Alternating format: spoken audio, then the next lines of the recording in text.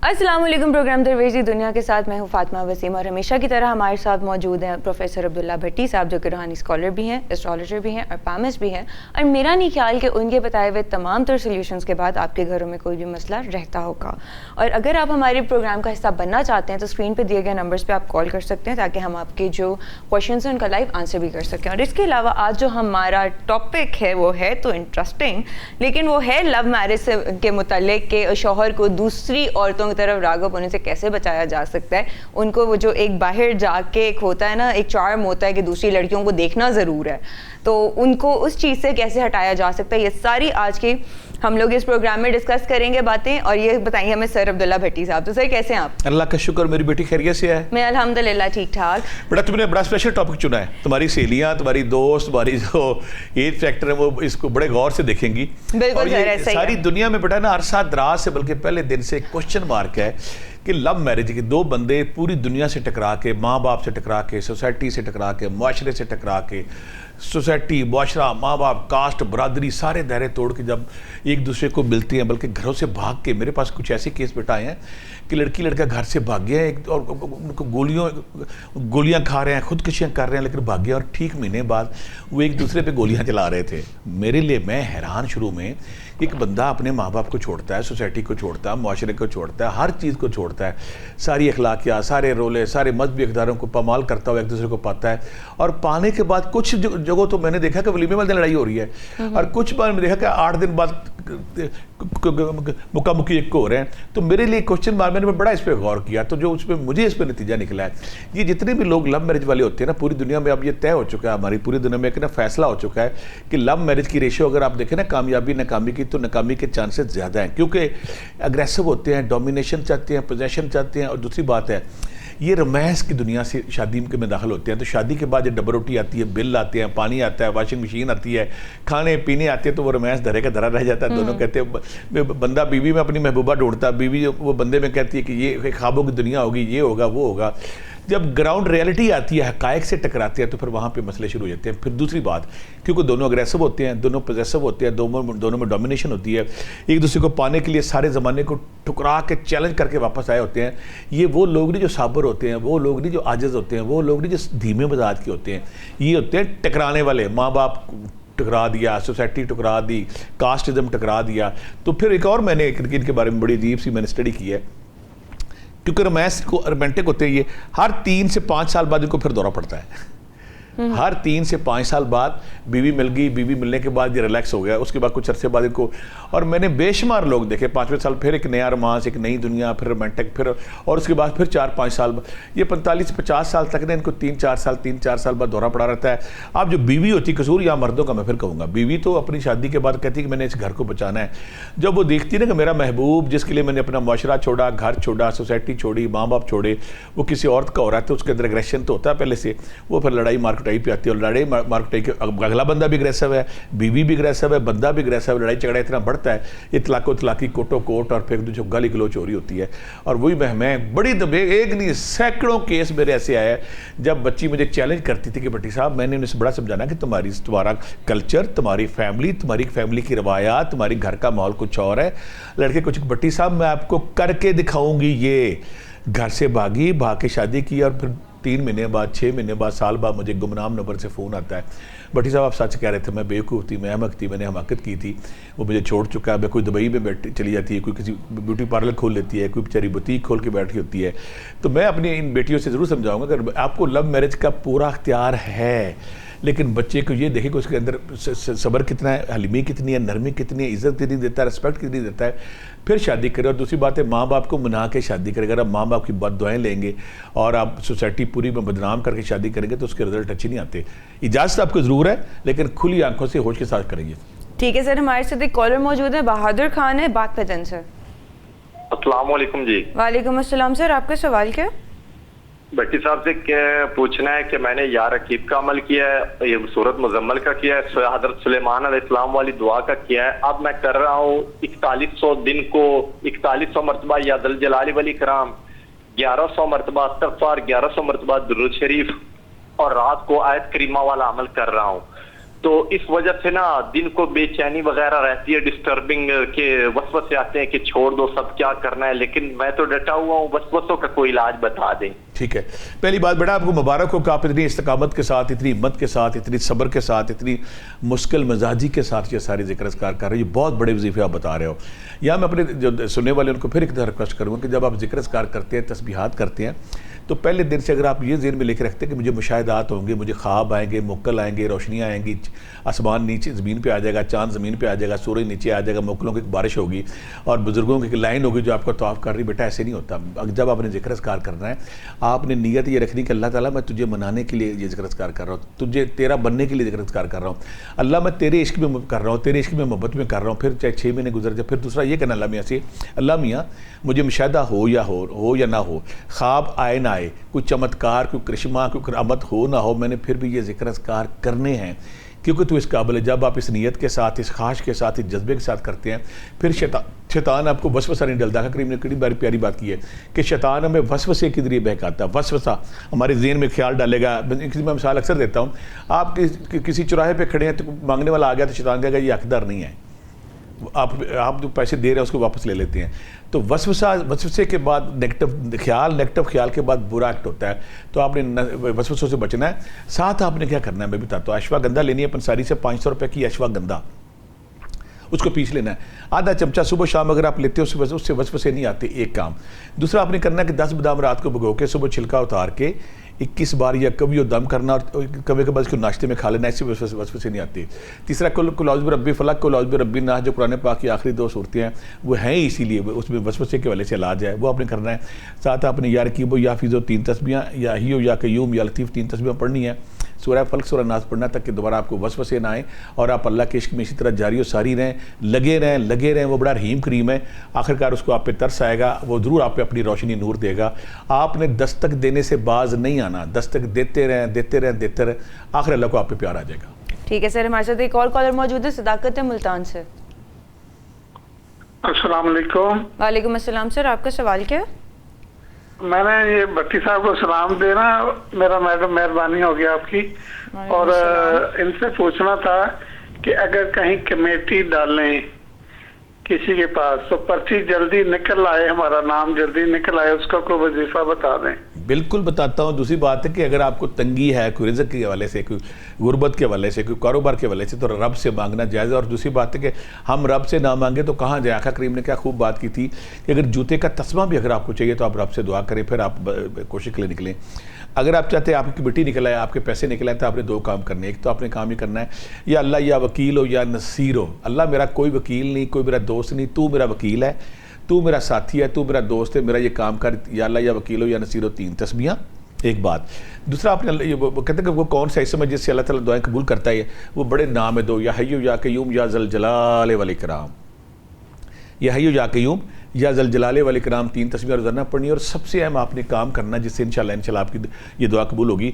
सूरह यासीन खोलनी इशा के बाद, उसमें 7 जगहों पर लफ्ज़ मुबीन आता है। जब मबीन आएगा तो आपने एक दफ़ा नहीं, मबीन को 11 बार पढ़ना है, मबीन करके। अगले मबीन को सूरह यासीन एक बार पढ़नी, जहाँ पे मबीन है उसको 11 बार पढ़ना है। और आखिर में अल्लाह ताला से दुआ करनी। जब आप दुआ करेंगे तो इंशाल्लाह आपकी कमेटी निकल आएगी। और मेरी दुआ कि अल्लाह ताला आपकी कमेटी भी निकाले और आपको रिज़्क़ के वाले जो तंगी अल्लाह ताला उस पर बेसानी फरमाए। ठीक है सर, हमारे साथ एक और कॉलर मौजूद है, हसनैन है लाहौर से। जी अस्सलाम वालेकुम। वालेकुम अस्सलाम सर, आपका सवाल क्या है? जी मेरा प्रोफेसर साहब से सवाल ये है कि मेरी कज़न है, उसकी शादी को तकरीबन 3 साल हो चुके हैं, 3 बच्चे भी हैं, लेकिन उनकी मियाँ बीवी की जो लड़ाइयाँ हैं वो काफ़ी ज़्यादा चलती रहती हैं, ख़त्म नहीं होती। तो उसका कोई हल बता दें, कोई तस्वीर बता दें। मुझे जब कोई जोड़ा मिलता है ना मेरे पास शादी के वाले से आता है, कहते अब लड़ाइयाँ होती, झगड़े होते, तो मैं कहता आप थके नहीं अभी, कब थकेंगे आप, जब आपका गुजारा नहीं है। फिर जब 2 बच्चे हो गए, 3 बच्चे हो गए, जब खुदा न करे लड़की बाकरदार है और बंदे में अगर कोई नशा मार कुटाई नहीं है, तो फिर छोटी छोटी चीज़ें इग्नोर किया करें।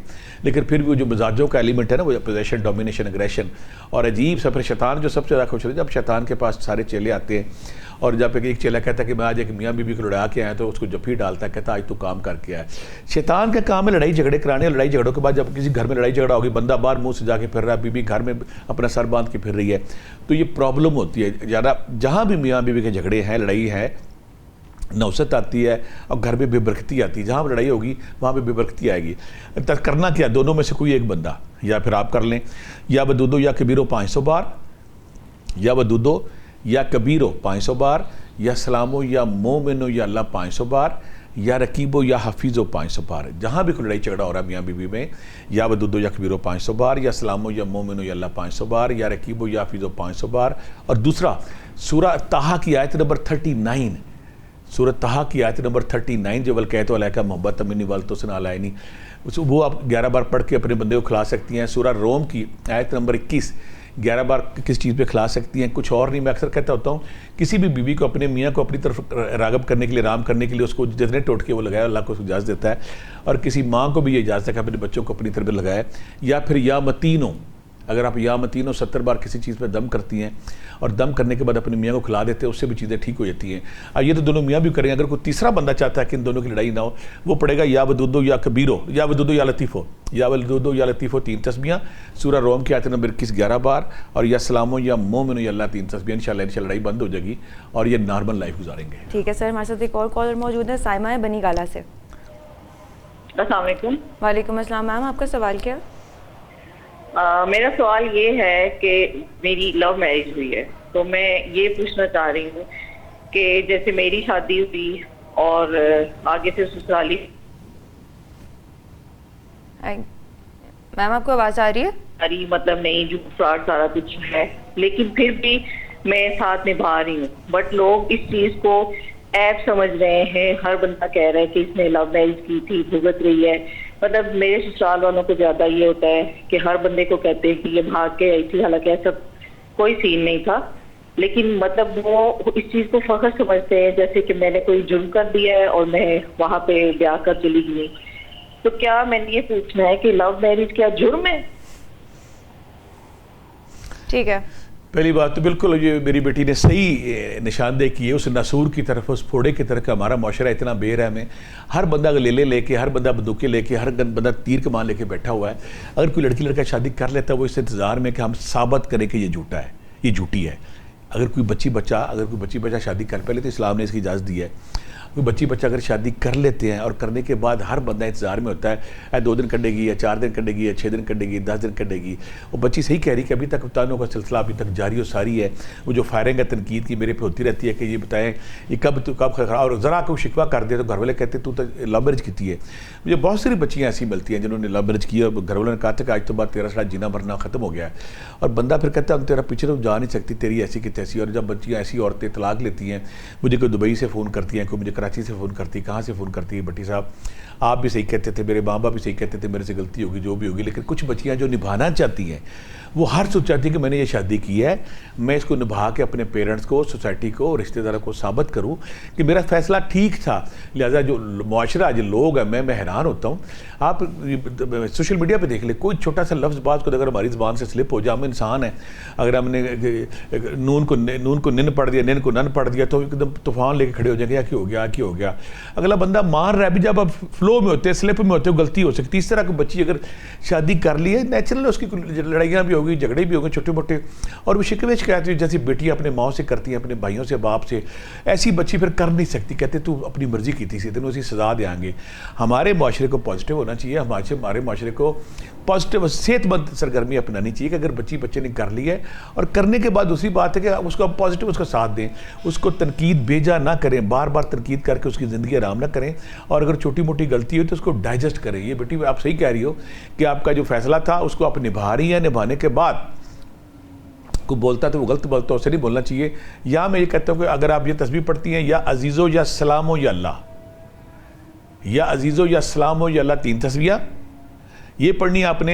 और जो सोमन बुकमन ओमियन फ़ाहम ला यरजिऊन आयत है, अगर ये आप 11 बार उन लोगों का ख्याल करके सोमन बुकमन ओमियन फ़ाहम ला यरजिऊन पढ़ती हैं, इस ख्याल के साथ जो भी मेरे मुखालफ है, जो भी मेरे खिलाफ ज़बान दराजी करते हैं, जो मेरे खिलाफ मुंह खोलते हैं, जो मेरे खिलाफ गिबत करते हैं, जो सारा दिन मेरे खिलाफ तनकीद की गुलेलें मारते हैं, फायरिंग करते हैं, तीर अंदाजी करते हैं, अल्लाह में उनकी ज़बान बंद कर। तो इस तस्वीर से इंशाल्लाह अल्लाह ताला करम करेगा, उनकी ज़ुबान बंद हो जाएगी। और अगर आपको ये शक हो कि फ़लाँ बंदा या फ़लाँ बंदी बोलती है, तो बड़ा मैं आज आपको गौर वाली बात देता, सुमन बुकमन वाली जो आयत है आपने 7 बार पढ़ के हाथ पे दम करनी है और वहाँ जाके हाथ खोल देना है। इंशाल्लाह वो जो बीबी है, जो बंदा है, उसको अपनी पड़ जाएगी, वो आपके खिलाफ ज़ुबान दराजी नहीं करेगा और इंशाल्लाह आपको आप बाइज़्ज़त रहेंगी। आपका राइट था, आपने इस्तेमाल कर लिया। यहाँ पे लोगों को पॉजिटिव होना चाहिए। ठीक है सर, हमारे साथ हुज़ैफ़ा मौजूद है लाहौर से। वालेकुम अस्सलाम सर, आपका सवाल क्या? जी मेरा सवाल है ये कि मेरा कज़न है, उसकी शादी की थी कोई 3 साल पहले। अब वो उसमें प्रॉब्लम ये आ रही है कि पहले जो उसकी बीवी थी वो लड़के ना घर चली जाया करती थी, हमें नहीं पता लगता था लड़ाई की है किस बात की। अब वो मामलात काफी अरसे से चल रहे थे, हम लोग मना के ले आते थे, तो कजन मेरा खिलाफ हो रहा था अपने ससुराल वालों के। अब आके बात खुली है तो वो बात ये है कि वो लड़की जो है वो कहती है कि अपनी माँ को घर से लैदा करो। वो घर में 3 लोग रहते हैं, मेरा कजन है, उसकी बीवी और उसकी वालदा, घर काफी बड़ा है। वो कहती है लैदा करो। अब वो जो मेरी खाला है उनका भी इशू है, वो थोड़ी सी जुबान की तेज हो जाती है जब कोई इस तरह की बात करता है। तो वो इन दोनों की इस तरह की लड़ाइयों में ना वो मेरा कजन जो है वो बड़ा डिप्रेशन का मरीज और वो फंस गया है, जिसकी वजह से वो हल्का फुल्का मंशियात का आदी होना शुरू हो गया। Very sad. तो वो मैं इस बारे में जानना चाह रहा था कि क्या इसका कोई हल है कि उसको इस गलत लत से बचा सकूं और इधर से मेरी खाला भी सब्र करें और उसकी बेगम भी सब्र करें, इनमें आपस में भी मोहब्बत पड़े और ये मिल बांट के रहे, ये लड़ाइयाँ झगड़े खत्म हुए। बड़ा अच्छा और बड़ा सेंसिटिव सवाल मेरे बेटे ने किया है। मैं यहाँ पे अपने नादरीन को एक रिक्वेस्ट करूँगा, अर्ज़ करूँगा कि मेरे पास जब भी कोई बीबी आती है ना, कहा कि मुझे कहती है, जब मियाँ बीवी आते हैं, कुछ दिन पहले भी मेरे पास मियाँ एक जोड़ा आया था, मुझे कहला कि हमने अपने बेटे को तलाक दिलानी। तो मैं सिंपल 2 लफ्ज़ी बात करता हूँ कि तलाक के मामले में मैंने नहीं आना। यानी कि मैं जब मैं उनसे पूछता हूँ ना कि आप तलाक दिलानी तो दे दें, मेरे पास क्यों है, बेटा नहीं मानता। कितनी लम्बा फिक्रिया, कितनी ज़्यादती, कितनी जुल्म वाली बात है कि मियाँ बीवी रहना चाहते हैं और सास ससुर को एतराज़ है कि ये क्यों रह रहे हैं। भाई आपने अपनी ज़िंदगी गुजार ली, अब तो आपकी ज़िंदगी नहीं है, अब तो बच्चों की ज़िंदगी है। अगर आपका बेटा खुश है, अगला मैं कहूँगा वो खुश है तो चले, तो पता अगला सवाल ही करेंगे जादू टोने, उससे जादू करती है, तवीज़ पिलाती है। मैं कहता हूँ जब लड़की लड़का इश्क कर रहे होते हैं, जब लड़की लड़का शादी कर रहे होते हैं, तो लड़की के माँ बाप भी और लड़के के माँ बाप भी 100 बाबे के पास जाते हैं शादी रुक जाए, तो उस वक्त क्यों नहीं रुकती? जादू टूटना नहीं, उन दोनों की रिलेशनशिप है, बीवी का अच्छापन है, अपनी मियाँ को उसने खुश रखा हुआ है। तो जब मेरे पास आते हैं, मैं 2 टॉप बात कर, मुझे एक हैरान कौन बात है, 10 लाख 5 लाख 6 लाख जिन्ने पैसे प्रोफेसर साहब मंगोगे तो मिलेंगे, तलाक करा दो। मैं हैरान होता हूँ, मैं पहले शक्ल देखता हूँ उनकी, मैं कहता बेटा मैं आपका बेटा मुझे कह दे आके, नहीं वो नहीं कहेगा आके, भाई बेटा घर बसाना चाहता है। बेटी फिर बाद मुझे ये होता है कि बेटी, मुझे कल एक फ़ोन आया हुआ था, दुबई से आया हुआ था फ़ोन कि मेरा घर ख़राब हो गया तो मैं अब सुलह करना चाहती हूँ, मेरा मियाँ भी सुलह करना चाहती हूँ। मेरे घर वालों ने कहा अगर सुलह करोगी मेरे जीना मरना बंद है। ये क्या कल्चर है? अगर बेटी चाहती है अपना घर बसाना तो उसको बसाने दें। बेटा कहता है मैंने अपनी बीवी के साथ ठीक रहना, फिर तुम मेरे पास केस, कुछ जोड़े ऐसे आते हैं हमारा बेटा बहुत अच्छा है, वो बोलता नहीं, हर चीज़ ठीक है, लेकिन वो तलाक के मामले बढ़ गया आके। मैं तो सलूट करता हूँ ऐसे बच्चों को जो अपनी बीवी का साथ दे रहे हैं, जो अपनी वो कहते हैं अपना घर बसाना है, जो अपने माँ बाप की इस नजायज़ खास को नहीं मान रहा। हाँ जेन्युइन बात है, मैं उससे बात करे, नहीं आपको तवीज़ दे अमल करे, को वजीफा करे, ऐसा करे कि ये आज ही तलाक दे दे। मैं कहा ये कैसी बात कर रहे हैं, ये गलत रवश है हमारे बांझ माशरे की, ये जुल्म है और ये ज़्यादती। अगर कोई भी माँ बाप या सास ससुर, मुझे अभी भी याद है 20-25 साल पहले हमारा एक दोस्त होता था, उसने तलाक दे दी। वो हर रोज़ ना जब उसने दे दी तलाक, रोज़ाना रात को उसने मुझे बाहर ले जाना करना कहीं और स्मोकिंग कर रहा है। मैं क्या कहता मेरे बर्दाश्त नहीं हो रहा, मेरी बेटी और उसकी बीवी ने सही किया उसके साथ। उसने कहा सारी अब 25-30 साल हो गए इस वाक़े को। उसके बाद तुम्हें शक्ल नहीं देखने दूंगी, तुमने तलाक दी थी ना, मेरी तुम्हारी बेटी भी है। अब रोता है, चीखता है सारी रात सड़कों पे, ये वो, मेरी बेटी की शक्ल देखूँ। मैं कहा देख भी लोगे तुम्हें थूकेगी तुम्हारे मुंह पे, तुमने जो गलत किया उसके साथ। यानी कि वो तलाक उसी कैसे, मुझे अभी भी याद है, भाइयों ने उसे घेर लिया, शेर बन के दे दी। मैं कहा वो शेर बन के तुम्हें तलाक दिला के चले गए अपने घरों में, ज़िंदगी तेरी बर्बाद होगी। लिहाजा इन्हें ऐसी चीज़ों से बचना चाहिए। अगर आप में मियाँ बीवी में कोई झगड़ा है तो जब उसमें कोई तीसरा आता है ना, वही में मसला ख़राब होता है। तीसरी चाहे माँ है, चाहे बाप है, चाहे दोस्त है, चाहे सास है, तो मियाँ बीवी को इकट्ठे बैठ के सुलह करनी चाहिए। आप इसलिए बताया कि उनकी बड़ा रोला पड़ा हुआ, बड़ी प्रॉब्लम आई हुई है। बड़ा आप उनका ख्याल करके या वदूदो या कबीरो 500 या वदूदो या लतीफ़ो 500 बार, या अजीज़ो या सलामो या अल्लाह 500 बार, और सूरा रोम की आयत नंबर 21 11 बार पढ़ के उनको जेहन में रख के फूंक मारो। इंशाल्लाह रब्बे ज़ुल जलाल करम करेंगे और जो तलाक हुए हैं, लड़ाई झगड़े हो रहे हैं, वो ख़त्म हो जाएंगे। अगर तुम्हारा कज़न या तुम्हारी जो कज़न की बीवी को उनमें से तस्बीह पढ़े तो ज़्यादा अच्छा है। आप पॉजिटिव रोल अदा करें, दोनों को समझाएं। और दूसरी बात है कि जब बंदा ऐसे वाक़यात कर रहा होता है ना, कोई सेपरेशन हुई हुई है, एक दूसरे को एक तलाक दी हुई है, तो कोई ना कोई सहारा ढूंढ रहे होते हैं। हर बंदा नेगेटिव दे रहा, कर दे। कोई बंदा पॉजिटिव है ना, कहना यार ना कर, तू गलत कर रहा है। तो आपने पॉजिटिव रोल अदा करना है। इंशाल्लाह पॉजिटिव होगा और उन दोनों की सुलह होगी और वो एक अच्छे मियाँ बीवी के तौर पे चलेंगे आगे। ठीक है सर, हमारे साथ आसमा मौजूद हैं लाहौर से। अस्सलाम वालेकुम। वालेकुम अस्सलाम। मैम, आपको सवाल क्या? मुझे पूछना था कि मेरी कज़न की शादी हुई है, तो उनके मियाँ जो है वो आइस का नशा करते हैं। तो मतलब हम लोगों को पहले नहीं पता था कि वो उनको ये एडिक्शन है। तो उनकी फैमिली को पता था, उनके पेरेंट्स को, लड़के वालों के। तो उन्होंने कहा कि ये शादी के बाद ठीक हो जाएगा, तो हम अपने बेटे की शादी करेंगे। तो उन्होंने उसकी शादी कर दी। तो अब उसका यह है कि 2-3 दफ़ा उनके पेरेंट्स भी उसी को सपोर्ट करते हैं, सारा जेवर वगैरह सब कुछ बेच भी दिया, बहुत सी चीज़ें भी, मतलब मोबाइल तक भी। तो अब पूछना ये था कि 2 बेटे हैं उनके, तो 2-3 दफ़ा इलाज भी करवाया है, तो करते कुछ नहीं है। जोड़ी की तरफ भी देना है, तो अभी भी उसको उन्हीं में इलाज के लिए दाखिल करवाया हुआ है।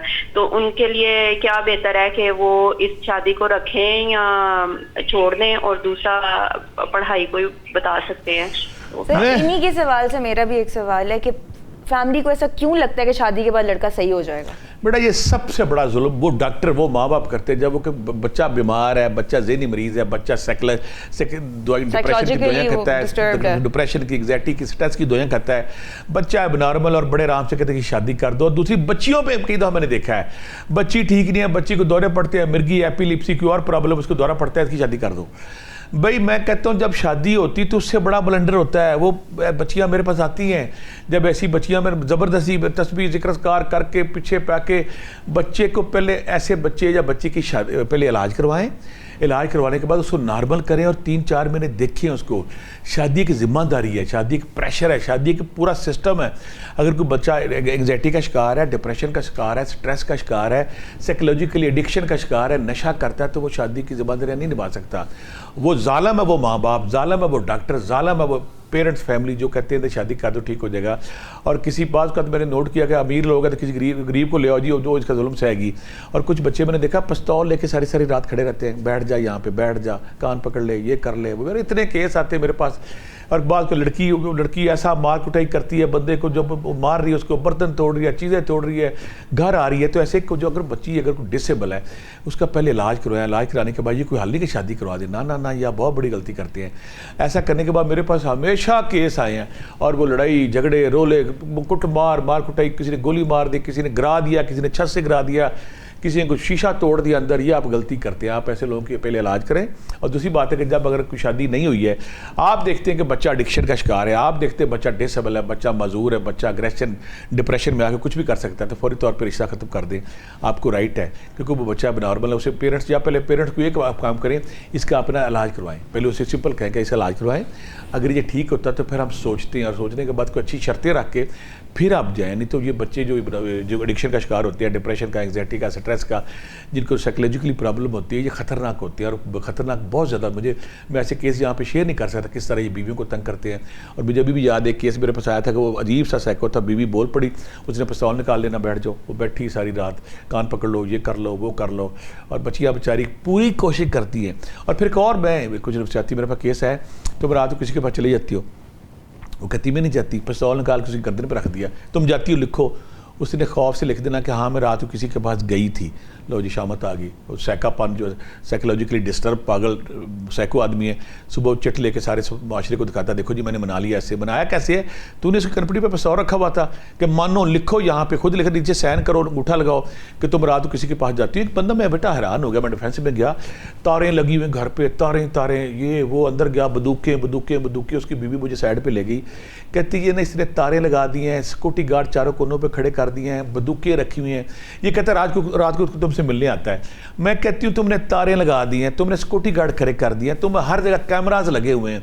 ये कैसे कहती मानो, कहती राइफल पकड़ता है, पकड़ के मेरी कनपटी पे रखता, मानो मैं कहती हाँ कोई बंदा मुझसे मिलने आया था। जब ये बकवास मारना शुरू कर देगा, एबनॉर्मलिटी देखें कि उसके बाद सुबह उठ के दिखाता है देखो जी ये क्या है, ये देखो ये मान गई है।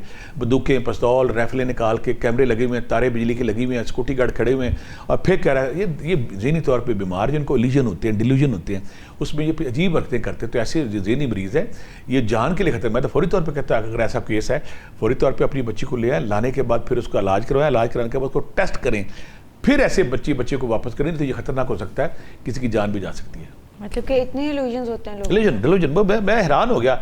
उसने बिजली की तारें लगाई हुई थी, सिक्योरिटी गार्ड खड़े हुए थे, कैमरे किए हुए थे, हर कमरे में बंदूक पड़ी थी, कभी बंदूक, कभी राइफल, कभी क्लाशन को। और फिर रात को उसे दौरा पड़ना, बीबी बता रात को कौन आया था तुमसे मिलने। नहीं वैसे से ये क्या बीमारी होती है? इल्यूजन्स तो होते हैं, बट आप उस इल्यूजन के अंदर किसी एक को जो बंदा कोई कैरेक्टर असैसिनेशन हो रही होती है ना, कि आप जो चीज नहीं कर रहे हो आपके ऊपर वो थोपी जा रही है कि नहीं आप वो कर रहे हो। अब फिर डिल्यूजन पता क्या होता है, एक ख्याल आया, वो ख्याल इतना ताकतवर कि आपको रियल लगना शुरू हो गया। एक ख्याल आपको आया कि कोई आया था। आम बंदा फौरी तौर पे कहता है, नॉर्मल बंदा कहता है कि मैंने कैमरे लगवाए हैं, मैंने सिक्योरिटी गार्ड खड़ा किया, बिजली की तारें लगी, कोई नहीं आ सकता। ये कहता नहीं, वो तारे तोड़ के आ गया है, जिसमें करंट दौड़ता है वो तारे तोड़ के मैं इंटरव्यू किए बड़े के, मैं कैसे है, वो कहती मैं 7 दिन के 20-21 महीना हो गया मैं घर से निकली नहीं। ये देखिए कितनी तारें लगी हुई हैं, कितने कैमरा लगे हुए हैं, कितने यहाँ पे सिक्योरिटी गार्ड खड़े हैं, और उसके बाद ताले पे ताला और बंदूक पे बंदूक। और कई केस ऐसे भी जिन्होंने मार दिया गोली मार के, क्योंकि वो पागल है, नॉर्मल हो गए हैं। तो ऐसे बंदे खतरनाक है। खुदा के लिए ऐसे बंदे अगर हैं तो अपनी बेटी को महफूज करें, अपनी बेटी को घर ले आए। ये वो बंदा तो पागल, उसका इलाज करवाएं, इलाज कराने के बाद फिर डॉक्टर जब कहे ये ठीक है, फिर तगड़ा कुछ लिखवाएं। मैं तो कहता हूँ अगर तुम दोबारा ऐसी हरकत करोगे तो ये होगा, तब ये बात आते हैं। अल्लाह ताला सब की बेटियों को ऐसे टॉर्चर खाने से, ऐसे ज़िबा खाने से महफूज रखें। अच्छा, हम अभी सिर्फ एक कॉलर ले रहे हैं, हमारे साथ फातिमा अब्दुल्ला मौजूद हैं लाहौर से। इनका सवाल लेंगे और उसके बाद हम ब्रेक पे जाएंगे। मैम आपको आवाज़ आ रही है? हाँ जी, अस्सलाम वालेकुम। वालेकुम अस्सलाम। मैम आपका सवाल क्या? मेरा सवाल है कि मेरा कजन है, उसने लव मैरिज की है, तो उसकी जो है ना कि मतलब जो बीवी है उसको बहुत ज्यादा तंग करती है कि हर वक्त लड़ाई झगड़ा रहता है, हर वक्त उनके घर में ना ऐसे जैसे क़यामत बुली हुई है कि किसी तरह भी उनका जो मामला सेट नहीं होता। तो प्रोफेसर कहते कि ऐसा वजीफा बताए, हालांकि लव मैरिज की है उसके बावजूद भी उनकी आपस में नहीं बनती, बहुत लड़ाई, बहुत तंग करती है उसको। ठीक हो गया, इस सवाल का जवाब देंगे हम एक छोटी सी ब्रेक के बाद। Will be right back.